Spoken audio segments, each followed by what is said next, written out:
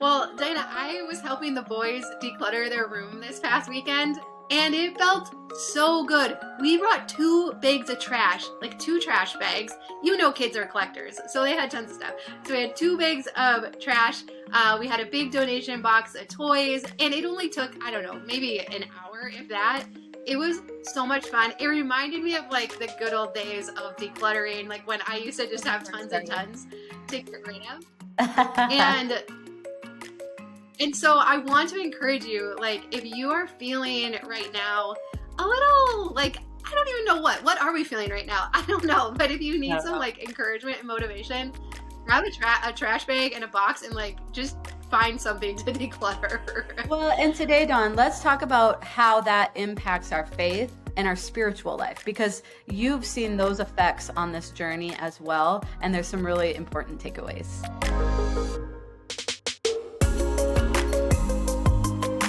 So I agree. This is a weird time of year, right? Like, I don't know, in Minnesota, it is sub-zero and we are like cooped up inside. I'm still finding wrapping paper and like just little pieces of toys and things like everywhere around the house. We finally got the Christmas trees put away last night, and so it feels good, but it has been a process. And I feel like that's where we are in life. It's like, yep, fresh start, new year, new habits, like on track. But are my feet in mud? Like, am I really capable? Like, is this really going to happen this year?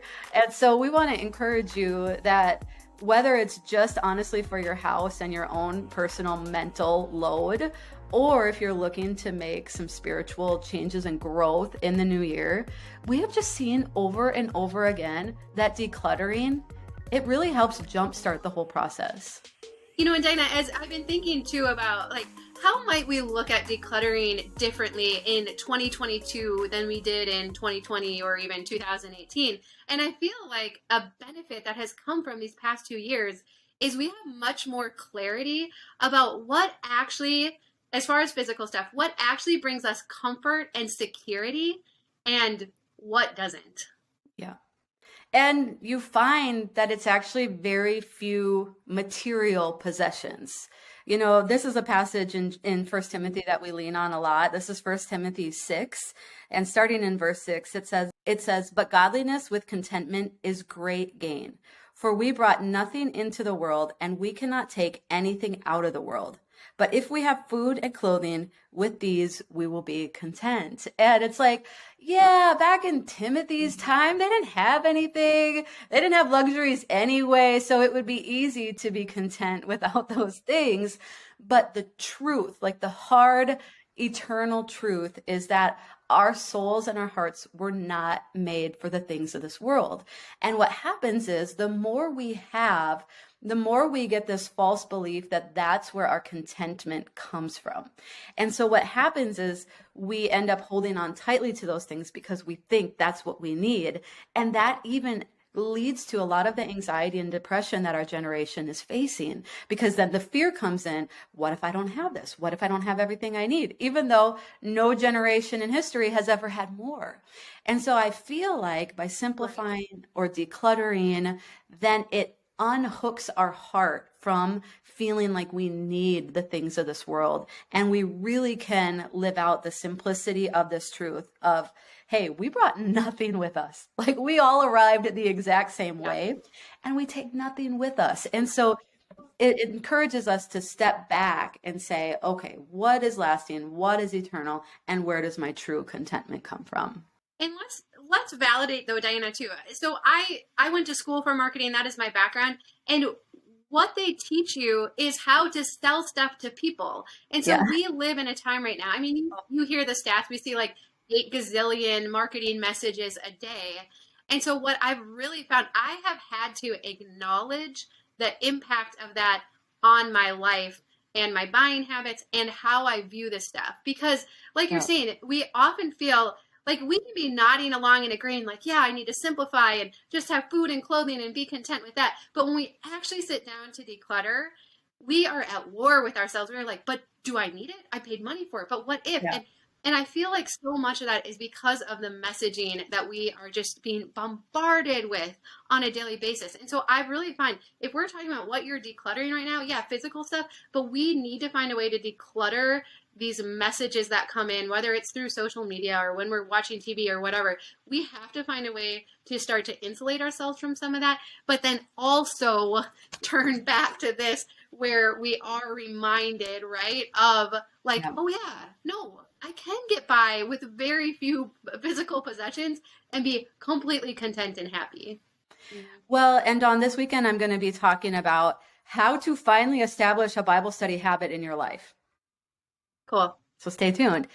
But one of the Yeah. key concepts with that is what I've noticed in my own personal life is the only times when I've had really consistent and rich Bible study or worship or prayer has been when I have an abundance of time. And so that's again where I feel like, and we'll get to some practical steps for decluttering too. Like even keep this on in the background and just go like to town. So we'll get to that here. But that's the biggest thing. Like if we are managing a lot of things, and we have to acknowledge how much time our things take to manage. Like my coffee pot has need to be descaled and cleaned for like 3 weeks. Like we went through all of Christmas with the light on saying like, clean me, clean me, clean me. And that's like a silly small example, but everything we have in our life also has some sort of maintenance attached to it.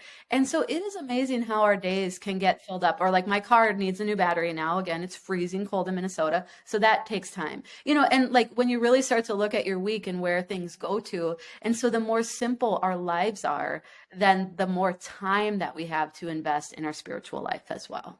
Yeah. No, I think that's really good. And I know for me, as I've looked at kind of like really recommitting to my Bible reading and prayer time each day, it does take time. I actually timed it the other night and it was like 22 minutes.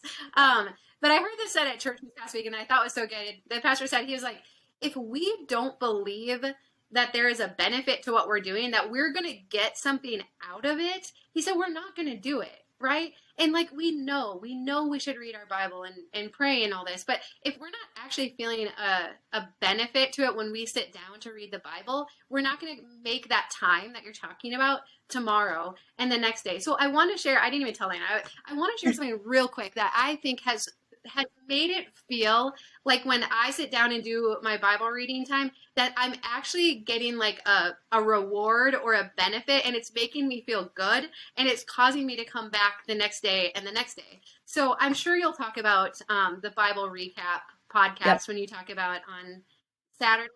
But I got an actual study Bible Yeah. this past December, so where it answers the questions that you think, like why was Abel's or why was Cain's offering to the Lord not good enough, or whatever. And I'm like, I feel like I should know this. And so it's in here. Like every question you think when you're reading through the Bible, at the bottom it answers it. And that makes me feel smarter. That makes me feel like I'm actually learning something. Like I'm not just like blindly reading the Bible, like, well, I'm trusting this is going to be helpful. But it Absolutely. actually causes me to feel like I'm learning things, and it makes it much more exciting. The other thing is to just have some kind of like journal and to actually write down the things that you are worried about right now, the things you're stressed out about. We have, for the last 2 years, we have been trying to figure out why Gage has a chronically enlarged tonsil to the point where sometimes he'll choke on his food, it'll come back up again. It has been this thing, like no strep, no sickness. It is just always there. And we have been trying and trying. And I didn't actually realize how much that was concerning me until I started writing it down each day. And then I would say, so I would write it down like, Lord, I am worried about Gage's tonsil. I give this to you. I pray that you will heal it. I ask you, to bring wisdom and solutions to the medical professionals or whatever. And I could not believe the weight that I felt lifted off my shoulders as I began to write out my concerns. Silly things. We need paper for workbooks, or things like that. And I would write it out. And at the end, then when I was done doing this, I felt lighter. I felt like I had accomplished something. And it was giving me that benefit that we need in order then to make that time to do it again tomorrow and the next day. That's so good. Well, now I don't have a video on Saturday, so I hope you're Do it again. no. Because what you're touching on, Dawn, is when you go on Instagram, when you go on Netflix, you actually get a dopamine reward in your brain. Many of us, when we sit down to read the Bible, and we'll link to Dawn's because that looks great. Thanks. Like I was kind of I want to see it. Okay. Uh, Give them um, so we have to find sorry. ways to make it rewarding. And so like what you're saying is now I feel that reward because when I emerge from my quiet time, I feel lighter, I feel hopeful, I feel like I understood what I just read. And so those are such important things. But again, we have to have the time for it. You have to like, do you keep that in a place? Like you have to have usually a space for it is really nice where you can just keep it. That's always the place where you go sit, and have that time because if that Bible is just floating around your house, it takes nothing for a stack of bills to get put on top of it, and now we're gone again, right? And so having that, and again, we will talk about this on Saturday, but so Dawn, let's just talk really practically then about where are some of the quickest wins that we can get right now? First we'll talk about our physical space, and then we'll talk about our mental digital space for quick wins for decluttering even this week yet. So again, if we are looking to get a reward from what we're doing, we want to tackle really visible spaces right now and also taking before and after pictures. So again, what is rewarding to us? Seeing a before and after. So go around your house, take some before pictures. We always forget to take before pictures. So Yeah. snap like 2 or 3 areas that you're going to work in, take the before picture, and now go in, set the timer for 10 or 15 minutes and say like, okay, I'm just going to see how good I can make it, how good of a before and after I can make in 15 minutes. That's good. Now, and are we have a black trash bag? Like most of the stuff hopefully is just getting Oh tossed. yeah. And then a The box trash for can and a donation. donation box. Yeah. Sorry, I yeah. was thinking about this. Do you keep a donation box somewhere? I feel like I'm coming across things and it's like I need to have one just like in the garage ready to go or something like that. Yes, absolutely. It goes between either our front hall closet or our extra bedroom. But yeah, always. It has to be as easy to donate it and get rid of it as it is just to put it back wherever it Yeah, is. that's good. Okay, so that's great, in your physical space. And obviously Dawn has like a cajillion or literally 500 other videos on the topic. So I'll link to a good playlist that if you want to put on in the background and just feel encouraged, that would be fun. Now let's talk about like mental digital space, because like what you were referencing before is how do we insulate ourselves from some of the marketing messages and things that are convincing us that we need stuff to feel content and happy. And so what are some of those ways that you declutter your mental or digital space? I've just made a commitment. I think others have done this too, where if something or someone is not making me feel good, then it's time for it to go. I mean, it's so easy to like mute and unfollow people now. And so I've just really decided I feel like I'm maybe more sensitive now to that than maybe I would have been in the past. And so again, Yeah. there's been people I follow who I really like, but they're always selling something, so that causes me to feel discontent. Or they just, for whatever reason, make me feel insecure, right? Yeah. And so I'm like, I need to let that go because none of us need that in our life right now. Totally. And that's where, I mean, it's kind of interesting that it's actually proven that the more time you spend on social media, the more anxious or depressed that you feel. And so, I know there are so many good content creators that are so helpful. So whether it's curating your feed, kind of like what you're talking about, only to be people who encourage you in the lifestyle that you're pursuing, that's one way to do it. Some people will just take the apps off their phone entirely. But that's the main thing I've noticed, how fragmented my attention has become, which makes it really hard to study the Bible. Have you noticed that even reading a full paragraph is like, okay, what's next? What's next? Like, it is out of control. So helping to not just be I consuming know. bite-sized pieces of information all the time. But then again, like you said, just people or things that don't help me. And I've been just getting really happy with letting my world like shrink down and, not having to know what's happening with every person that I went to high school, college, first job, second job, every church I've been to with, and so that's been really rewarding for me too. That's really good. And on the positive side, I just read this. The Dr. Caroline Leaf, she's a well-known psychiatrist. 12 minutes of prayer a day for 8 weeks will rewire your brain so that it's actually visible on brain scans. Yep. So, it's tough, but I think we have to be more protective of our mental health and our mental well-being. And so I think we might even have to go a little further right now than we have in the past. Like I said, just feeling a little more sensitive to all these inputs, but trusting like that it's going to be really worth it. And you're going to have other good things to fill that time with. Exactly.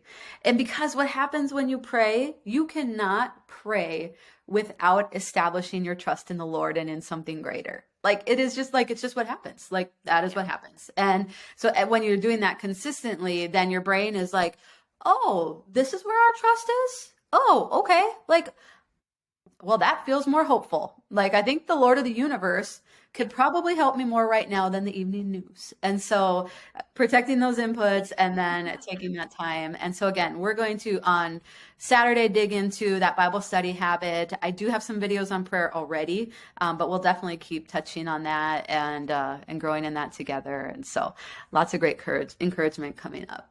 Dawn, that was so good though. Show us that Bible again. Look at you. You're just starting the new year like I'm inspired. I just like we gotta just go. Oh, I just love a good. Don't you just like? It's just so good. And okay, all right. Awesome. We love you. We are cheering you on, and we're just gonna keep on this journey together in the new year.